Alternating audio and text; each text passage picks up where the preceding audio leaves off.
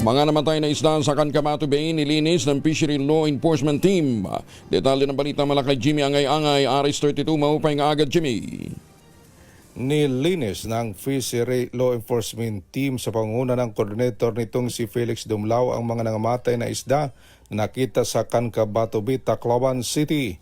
Agad nagsagawa ng clearing operation ang grupo upang alisin ang mga patay na isda sa baybayin at makatulong maiwasan ang posibleng paglala ng kondisyon ng tubig sa lugar.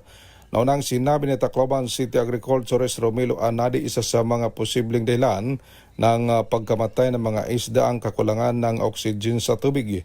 Inaugnay naman ito sa posibilidad na napiktuhan ang daloy at sirkulasyon ng tubig dahil sa itinayong tide embankment sa Cancabato Bay malapit sa Tacloban City Astrodome. Patuloy naman minomonitor ng mga kinaukulang ahensya ang kondisyon ng tubig at mga isda sa lugar upang matukoy ang tunay na sanhi ng fiskil at makapagsagawa ng narapat na hakbang.